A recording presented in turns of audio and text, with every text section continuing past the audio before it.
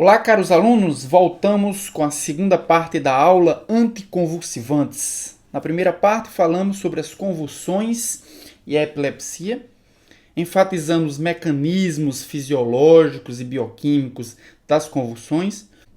Falamos também sobre a classificação das epilepsias. Nessa segunda parte, vamos falar sobre os agentes anticonvulsivantes. Os agentes terapêuticos, os fármacos utilizados corriqueiramente no tratamento das convulsões.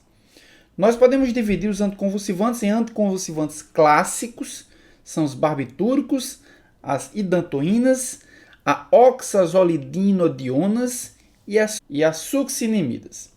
Além disso, outros agentes podem agir como agentes anticonvulsivantes, como os benzodiazepínicos, a dibenzazepina, o ácido valproico e seus derivados, os derivados do GABA e os triazínicos. Três são os principais mecanismos de ação de todos os anticonvulsivantes. Eles podem potencializar a neurotransmissão GABAérgica, podem bloquear os canais iônicos de sódio ou de cálcio e podem antagonizar neurotransmissores excitatórios, como, por exemplo, o glutamato. Eles aumentam a entrada de cloreto na célula, como nós podemos observar aqui. Os barbitúricos, por exemplo, eles promovem a abertura dos canais.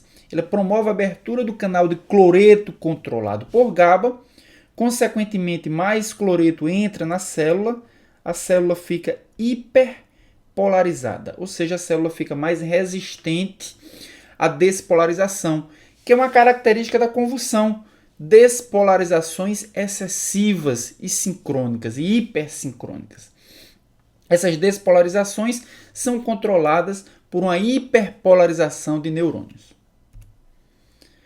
Também, como mecanismo de ação, nós temos a inibição de canais iônicos, como os canais de sódio, por exemplo. Nós sabemos que para a célula se despolarizar, ela precisa abrir os canais de sódio, o sódio entra. No interior da célula, que era negativo, fica mais positivo, a célula se despolariza. Entretanto, o canal de sódio ele se fecha e por alguns instantes o canal de sódio ele fica inativado, ou seja, ele fica resistente a uma nova abertura. Isso acontece para prevenir despolarizações sustentadas. Nós podemos observar aqui na figura. Canal de sódio aberto, entrou sódio, a célula se despolarizou. E aqui nós temos o canal de sódio inativado, resistente a uma nova abertura, resistente a uma nova despolarização. Alguns anticonvulsivantes, eles aumentam o tempo de inativação desse canal de sódio, diminuindo assim as despolarizações sustentadas e hipersincrônicas, características da convulsão. Alguns anticonvulsivantes também podem bloquear os canais de cálcio. O cálcio também é um íon importantíssimo durante o processo de despolarização da membrana. O cálcio, ao entrar na célula neuronal, ele facilita a liberação de neurotransmissores. Se o neurotransmissor for liberado de forma exagerada, nós temos uma transmissão neuronal excessiva. Com fechamento ou com bloqueio dos canais de cálcio, nós teremos menor quantidade de neurotransmissor na fenda sináptica, consequentemente menor despolarização de membrana. Alguns anticonvulsivantes, como por exemplo o valproato, a etosuximida, bloqueiam os canais de cálcio, principalmente os canais de cálcio do tipo T, encontrado na região do tálamo, uma região importantíssima, como a gente viu na aula anterior, uma região importantíssima nas crises de ausência. E, finalmente, os anticonvulsivantes eles podem também bloquear os receptores glutamatérgicos. Nós vimos na aula de introdução à farmacologia do sistema nervoso central que o glutamato é um neurotransmissor excitatório que se liga em receptores promovendo a abertura de canais iônicos. Receptores como, por exemplo, o NMDA, como o AMPA e o kainato, que são receptores ionotrópicos. O glutamato, ao se ligar, eles permitem a abertura de canais de sódio e de cálcio, principalmente. A entrada de sódio e de cálcio favorece a despolarização. Então, o fármaco que iniba a ação desse neurotransmissor, consequentemente, irá inibir o processo de despolarização excessiva e sustentada, característica da convulsão. A primeira classe de anticonvulsivantes utilizada na prática clínica foi os barbitúricos. Os barbitúricos eles são empregados no controle da maioria das formas de epilepsia, mas principalmente nas crises tônico-clônicas, ou seja, naquelas crises onde há contrações exageradas do músculo. Nas crises tônico-clônicas, sejam elas generalizadas, sejam elas crises focais. Os barbitúricos têm como inconveniente apresentarem a propriedade de induzir enzimas microssomais hepáticas. Consequentemente, ele interage com fármacos que tenham como substrato essas mesmas enzimas, favorecendo ou acelerando a biotransformação desses fármacos. As principais classes de barbitúricos são o fenobarbital, o metilfenobarbital, o metarbital e a primidona. Qual o seu mecanismo de ação? O fenobarbital ele se liga em receptores do GABA e eles favorecem, eles prolongam o tempo de abertura desses canais, que são canais de cloreto. Ou seja, o fenobarbital ele aumenta a hiperpolarização de membrana. Se liga em receptores do GABA, abrem esses ou favorecem a abertura dos canais do GABA e aumenta o tempo de abertura, consequentemente aumenta a concentração de cloreto intracelular. Além disso, o fenobarbital também bloqueia respostas excitatórias do glutamato, principalmente.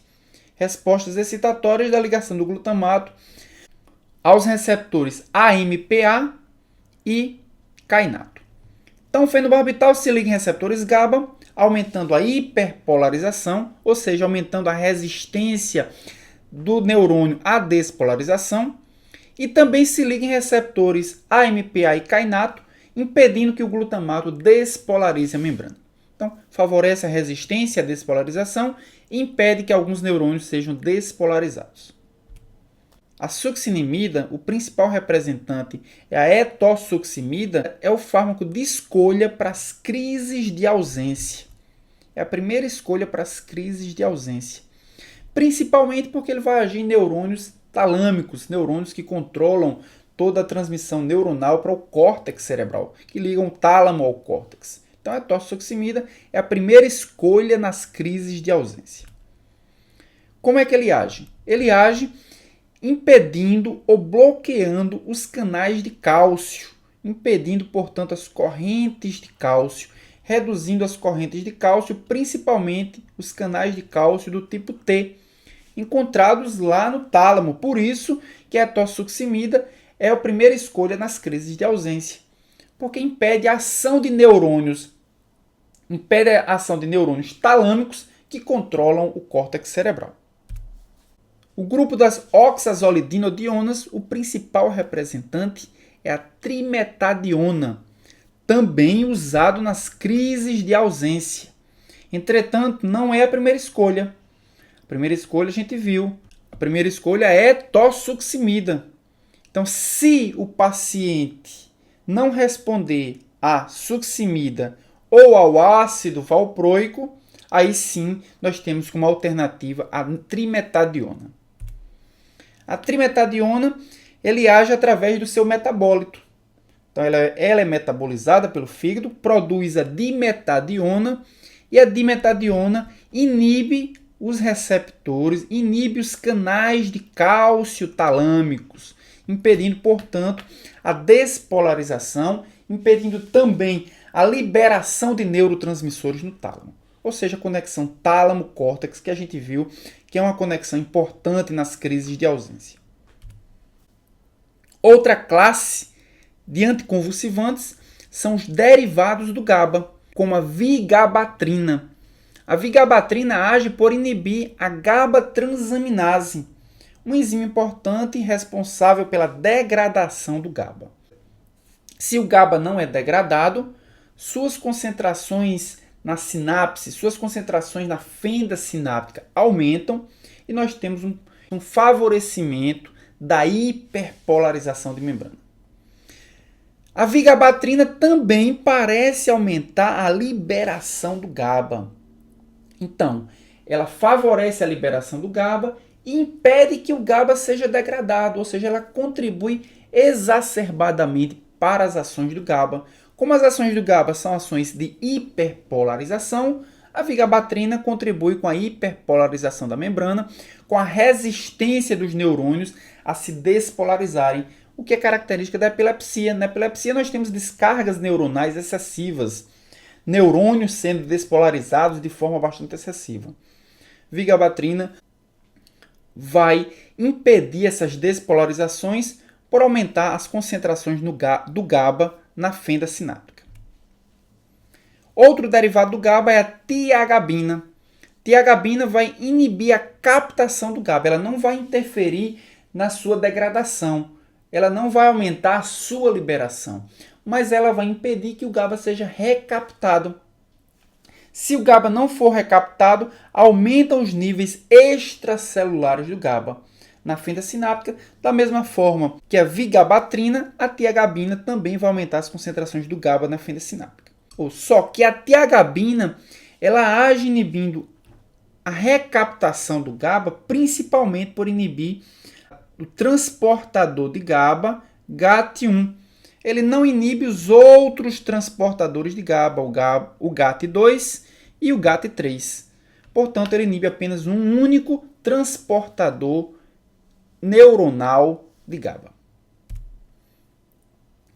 As idantoínas também são uma classe de anticonvulsivantes bastante difundida no meio clínico. O principal representante das idantoínas é a fenitoína, que pode ser utilizado não apenas como anticonvulsivantes, mas como antiarrítmicos, antineurálgico, miorrelaxante esquelético e inibidor da secreção e inibidor da síntese da colagenase.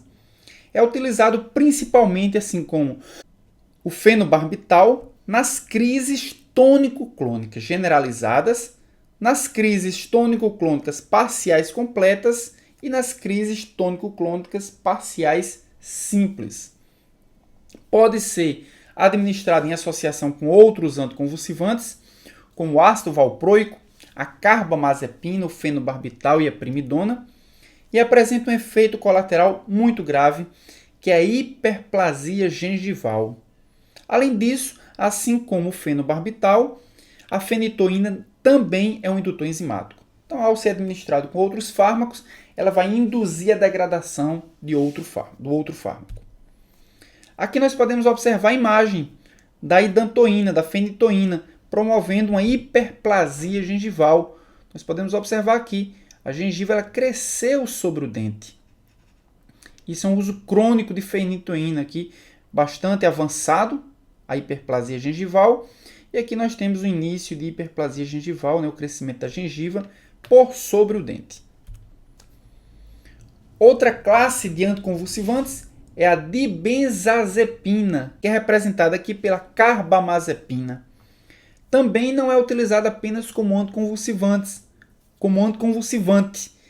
mas pode ser utilizado também como antipsicótico, antineurálgico, antimaníaco e antidiurético. Pode ser usado de forma isolada ou em associação com outros anticonvulsivantes e é indicado nas crises parciais, especialmente as crises complexas tônico-clônicas generalizadas. Primeira escolha. Então, a primeira escolha nas crises tônico-clônicas generalizada é a carbamazepina e como alternativa nós temos o fenobarbital. Também, como o fenobarbital, assim como a fenitoína, a carbamazepina é um potente indutor enzimático. Vai favorecer a degradação de outros fármacos que sejam administrados simultaneamente. Então, a fenitoína e a carbamazepina têm o mesmo mecanismo de ação. Eles se ligam no canal de sódio impedem que o sódio entre, promovendo a despolarização da membrana. Dessa forma, ele vai deprimir a transmissão sináptica, principalmente do sistema de ativação do retículo, do tálamo e também das estruturas límbicas. Então, ele vai inibir a entrada do sódio, impede a despolarização da membrana em algumas regiões bem específicas do sistema nervoso central, sistema reticular, tálamo e estruturas límbicas.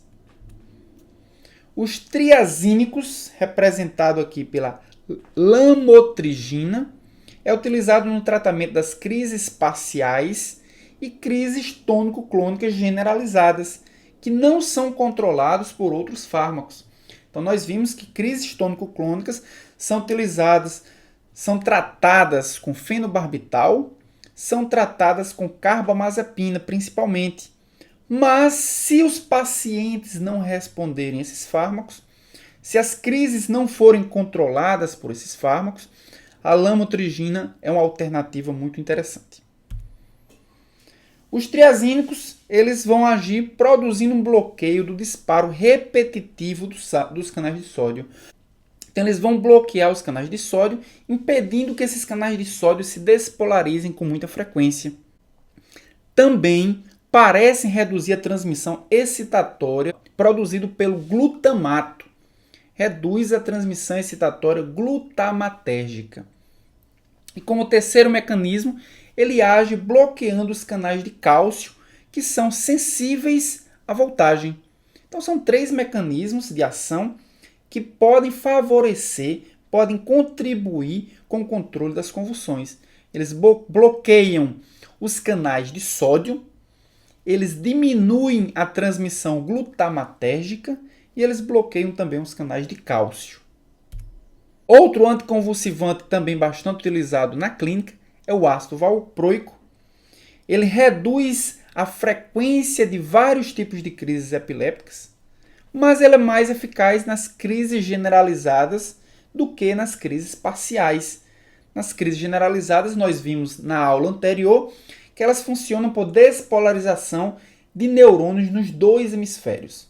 Então, o ácido valproico é mais eficiente nesse tipo de crise. Indicado nas crises de ausência e nas crises tônico-clônicas generalizadas. É a principal indicação na epilepsia mioclônica juvenil. Como é que age o ácido valproico? O ácido valproico ele bloqueia também os canais de sódio. Ele bloqueia a despolarização repetitiva dos canais de sódio. Um segundo mecanismo de ação do ácido valproico é o bloqueio de receptores NMDA do glutamato. Ele impede que o neurotransmissor excitatório glutamato haja promovendo a despolarização sustentada de neurônios no sistema nervoso central. Além disso, o valproato, o ácido valproico, ele facilita a síntese do GABA, estimulando a enzima chamada de GABA desidrogenase. A GABA desidrogenase estando mais ativa, há uma maior síntese do GABA, consequentemente nós temos uma maior produção de um neurotransmissor que é inibitório. Além disso, em altas concentrações, o ácido valproico parece inibir a GABA transaminase, que é a enzima que vai degradar o GABA. Então, ele facilita a sua síntese e inibe a sua degradação. Ainda inibe os canais de sódio, responsável pela despolarização, e bloqueia os receptores NMDA do glutamato, que também é responsável pela despolarização da membrana. Outro anticonvulsivante também bastante utilizado é a gabapentina. A gabapentina é um análogo do GABA. É usado em pacientes que apresentam epilepsia parcial e também em pacientes que apresentam crises tônico-clônicas. Quais são seus mecanismos? A gabapentina eleva os níveis de GABA ao alterar sua síntese. Então, ela aumenta a síntese do GABA e impede que o transportador do GABA reduza as concentrações do GABA na fenda sináptica. Então, ela aumenta os níveis de GABA, acelerando a sua síntese e diminuindo a sua recaptação. A gabapentina também inibe os canais de cálcio, que são ativados por voltagem. Então, ao inibir os canais de cálcio, impede que haja liberação de mais neurotransmissor. E também altera o metabolismo do GABA ao facilitar a sua liberação na fenda sináptica. Então, a gabapentina vai colaborar sobremaneira sobre as concentrações do GABA, elevando a sua síntese, diminuindo a sua recaptação e acelerando a sua liberação. Além disso, inibindo os canais de cálcio, inibe a liberação de outros neurotransmissores excitatórios e a despolarização da membrana. O topiramato é um outro anticonvulsivante, é um monossacarídeo substituído que é utilizado principalmente nas crises tônico-clônicas generalizadas. Como é que o topiramato age? Ele bloqueia os canais de sódio, ou seja, ele bloqueia a despolarização sustentada, potencializa os efeitos inibitórios do GABA, assim como foi feito com os barbitúricos, é o mesmo mecanismo dos barbitúricos, antagoniza os receptores AMPA e kainato do glutamato, ou seja, ele impede que haja despolarização produzida pelo glutamato. Também bloqueia os canais de cálcio do tipo L. Bloqueando os canais de cálcio, impede a despolarização, impede a liberação de outros neurotransmissores excitatórios. Então aqui nós podemos visualizar um resumo, de todos os anticonvulsivantes utilizados na prática clínica e sua principal tendência. Nós temos na parte superior dessa figura os anticonvulsivantes que são utilizados nas epilepsias do tipo parciais, do tipo focal. Então nós podemos visualizar aqui um foco epiléptico. Esses neurônios se despolarizaram excessivamente e transmitiram esse impulso nervoso para regiões desse hemisfério cerebral, certo? E aí nós tivemos uma crise epiléptica, nós tivemos uma convulsão. Quais são os principais fármacos utilizados nesse processo convulsivo, nessa crise epiléptica? Nós temos aqui o felbamato. O felbamato é um inibidor de receptores glutamatérgicos do tipo NMDA. O felbamato impede que o glutamato haja sobre esses receptores e, consequentemente, impede que sódio e cálcio, principalmente, entrem nesse neurônio, produzindo uma despolarização de membrana. A gabapentina também é utilizada nas crises focais. Elas bloqueiam canais de cálcio do tipo HVA, que são canais de cálcio que promovem uma despolarização de membrana bastante intensa. Consequentemente, cálcio não entra, o neurônio ele não consegue se despolarizar. Os barbitúricos e os benzodiazepínicos, eles agem no canal do GABA, aumentando o tempo de abertura do canal do GABA, consequentemente aumentando o tempo de entrada do cloreto na célula neuronal. Se o cloreto entra, nós temos uma hiperpolarização. Então, felbamato e gabapentina fecham canais iônicos que permitem a despolarização e os barbitúricos e os benzodiazepínicos abrem canais de cloreto que facilitam a hiperpolarização, ou seja, dificultam uma despolarização sustentada.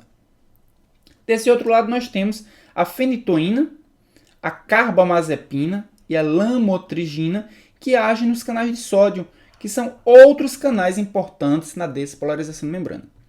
Então, tanto canais de cálcio como canais de sódio são importantes na despolarização da membrana, são regulados respectivamente por gabapentina, fenitoína, carbamazepina e lamotrigina, e o felbamato inibe um receptor específico de um neurotransmissor excitatório. Na parte de baixo da figura, nós temos as crises de ausência. As crises de ausência são caracterizadas por um torpor cerebral, por uma redução da atividade cerebral. Isso acontece porque a região talâmica, ela controla o córtex cerebral, a ativação, a despolarização cerebral, via neurônio GABAérgico.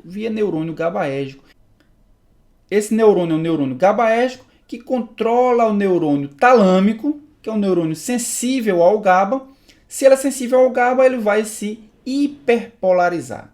O neurônio hiperpolarizado impede que o impulso nervoso seja veiculado até o córtex cerebral.